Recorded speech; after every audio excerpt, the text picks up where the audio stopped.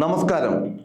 മകളുടെ വിവാഹത്തിന് നാട്ടിലെത്തിയ പ്രവാസിയോട് കേരള പോലീസ് കാട്ടിയ ക്രൂരതക്കുള്ള ശിക്ഷാവിധി കേരളത്തിന്റെ മനസാക്ഷിയുടെ വിധിയെഴുത്തു കൂടിയാണ്.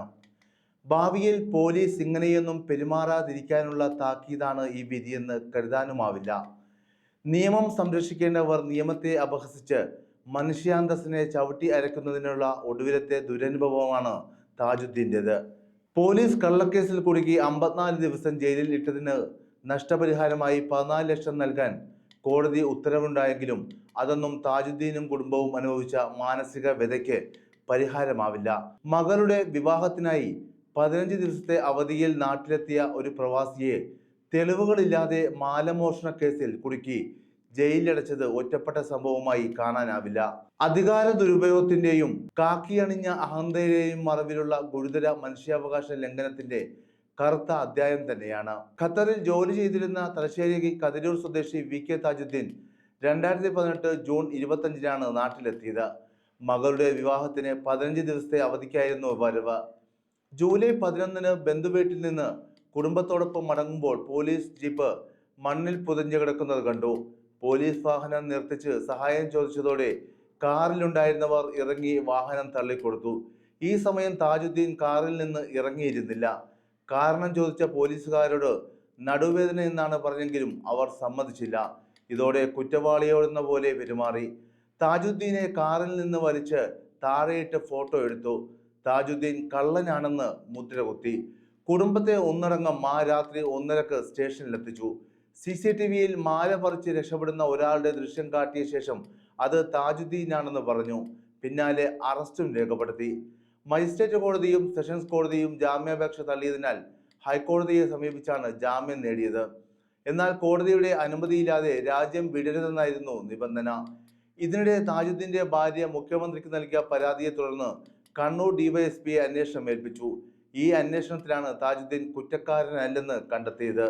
മാല പറിച്ചത് ശരത് വത്സരാജ് എന്നയാളാണെന്ന് കണ്ടെത്തി അറസ്റ്റ് ചെയ്തു. തുടർന്ന് താജുദ്ദീനെ പ്രതിപട്ടികയിൽ നിന്ന് ഒഴിവാക്കുകയായിരുന്നു. SIയുടെ ഭാഗത്ത് വീഴ്ചയുണ്ടായ കാര്യവും മേലുദ്യോഗസ്ഥനായ തന്നെ ധിക്കരിച്ച കാര്യവും DYSPയുടെ റിപ്പോർട്ടിലുണ്ട്. ഒരു നിരപരാധി നിയമത്തിന്റെ നൂലാമാലകളിൽ കുടുങ്ങി നീണ്ട ദിവസങ്ങൾ ജയിലിൽ കഴിയേണ്ടി വന്നുവെന്നത് നിസ്സാര കാര്യമല്ല. ഇതിനിടെ താജുദ്ദീന്റെ ജീവിതം പൂർണ്ണമായും താളം തെറ്റി. ഖത്തറിലെ ബിസിനസ് തകർന്നു. ജോലിയിൽ തിരിച്ചെത്താൻ വൈകിയതിനെ തുടർന്ന് അവിടെയും ജയിലിൽ അടക്കപ്പെട്ടു. ഒടുവിൽ നാട് കടത്തൽ. ആരോഗ്യനില ഗുരുതരമായി. കാലിന്റെ വിരലുകൾ മുറിക്കേണ്ടി വന്ന അവസ്ഥ വരെ എത്തി. ഒരു പോലീസ് ഉദ്യോഗസ്ഥന്റെ പിഴവിന്റെ വിലയായി താജുദ്ദീന്റെ ജീവിതം. താൻ കുടിച്ച കണ്ണീരിനും കുടുംബത്തിനേറ്റ അപമാനത്തിനും എത്ര കോടി കിട്ടിയാലും അധികമാവില്ല എന്ന താജുദ്ദീന്റെ വാക്കുകൾ അദ്ദേഹവും കുടുംബവും കടന്നുപോയ സങ്കടങ്ങളുടെയും അപമാനത്തിന്റെയും ആഴം വ്യക്തമാക്കുന്നതാണ്. ഇവിടെ ഉയരുന്ന ചോദ്യം നഷ്ടപരിഹാരത്തിന്റെ മാത്രമല്ല, ഒരു മനുഷ്യന്റെ ജീവിതവും ഒരു കുടുംബത്തിന്റെ മാനവും ആരോഗ്യവും തൊഴിലും നഷ്ടപ്പെടുത്തിയ അനീതിക്ക് സാമ്പത്തിക പരിഹാരം മാത്രം മതിയാകുമോ എന്നതാണ്.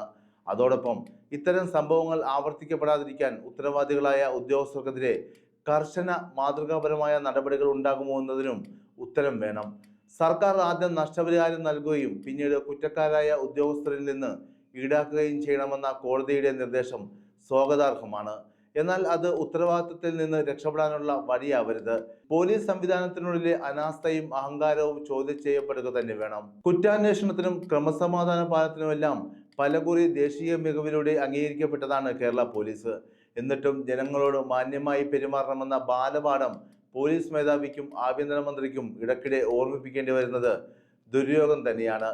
എന്നാൽ DGPയുടെ ശാസ്ത്ര സർക്കുലറിനോ മുഖ്യമന്ത്രിയുടെ ഉപദേശക പ്രഭാഷണത്തിനോ ഒരു വിലയും കൽപ്പിക്കുന്നില്ലെന്നതിന്റെ തെളിവുകൾ തന്നെയാണ് ഇതൊക്കെ. കാക്കി യൂണിഫോം ധരിച്ചാൽ പരിധിയില്ലാത്ത അധികാരം കൈവന്നുവെന്ന് കരുതുന്ന ചുരുക്കം ചില പോലീസ് ഉദ്യോഗസ്ഥർ ഇപ്പോഴും സേനയിലുണ്ട് എന്നത് ഖേദകരമാണ്. ജനമൈത്രി പോലീസിലൂടെ രാജ്യത്തെ പോലീസ് സേനക്ക് തന്നെ കേരളം മാതൃക കാട്ടുമ്പോഴാണ് ഇത്തരം വാർത്തകൾ പുറത്തു വന്നുകൊണ്ടിരിക്കുന്നതും. കസ്റ്റഡിയിലെടുത്ത യുവാവിനെ തിരക്കെത്തിയ ഗർഭിണിയായ ഭാര്യയെ കൊച്ചിയിൽ പോലീസ് സ്റ്റേഷനിൽ ക്രൂരമായി മർദ്ദിച്ചതിന്റെ ദൃശ്യങ്ങൾ കഴിഞ്ഞ ദിവസം പുറത്തു വന്നിരുന്നു. 2024 ജൂൺ 20-ന് നടന്ന മർദ്ദനത്തിന്റെ CCTV ദൃശ്യങ്ങൾ ഹൈക്കോടതി നിർദ്ദേശത്തെ തുടർന്നാണ് പുറം ലോകം കണ്ടത്. ശേഷമാണ് CIക്കെതിരെ നടപടിയുണ്ടായത്. പോലീസിന്റെ ഭീഷണിയെ ചോദ്യം ചെയ്തതിന് യൂത്ത് കോൺഗ്രസ് നേതാവിനെ കുന്നംകുളം സ്റ്റേഷനിൽ വെച്ച് അതിക്രൂരമായി മർദ്ദിക്കുന്ന ദൃശ്യങ്ങളും പുറത്തു വന്നതിന് ശേഷമാണ് ആഭ്യന്തര വകുപ്പ് നടപടികളിലേക്ക് കടന്നത്. 2023 ഏപ്രിൽ 5-നായിരുന്നു സംഭവമെങ്കിലും 2 വർഷത്തെ നിയമ പോരാട്ടത്തിനൊടുവിലാണ് ദൃശ്യങ്ങൾ പുറത്തു വന്നതും ആഭ്യന്തര വകുപ്പ് സടകുടഞ്ഞ് എഴുന്നേറ്റതും. കഴിഞ്ഞ 9.5 വർഷക്കാലത്തെ LDF സർക്കാരിന്റെ വികസന നേട്ടങ്ങളുടെ ഉൾപേജുകളിൽ എഴുതി ചേർക്കാത്തത് ലോക്കപ്പുകളിലും ഇടിമുറികളിലും അടർന്നു വീണ സാധു മനുഷ്യരുടെ കണ്ണീരിന്റെയും ചോരയുടെയും കണങ്ങളാണ്. ഏത് വികസന നേട്ടങ്ങളെയും നിഷ്പ്രഭമാക്കാൻ ഈ കണ്ണീരിനും വിലാപങ്ങൾക്കും ആകുമെന്നത് മറക്കരുത്. താജുദ്ദീന്റെ അനുഭവം ഒരു വ്യക്തിയുടെ ദുരന്തമല്ല, ഭരണകൂടത്തിന് പോലീസിലുള്ള നിയന്ത്രണമില്ലായ്മയുടെ അപകടകരമായ ഓർമ്മപ്പെടുത്തലാണ്. നിയമപാലനത്തിന്റെ പേരിൽ നടക്കുന്ന ഇത്തരം അനീതികൾക്ക് മാതൃകാപരമായ നടപടി ഉണ്ടാകുന്നില്ലെങ്കിൽ ജനങ്ങളിൽ സേനയ്ക്കുള്ള വിശ്വാസം ഇടിയാനേ ഉപകരിക്കൂ. നീതി എന്നത് വിധിവാക്യങ്ങളിലൂടെ മാത്രം ഉറപ്പുവരുത്തേണ്ടതല്ല, അത് ഭരണകൂടത്തിന്റെ കടമ കൂടിയാണ്.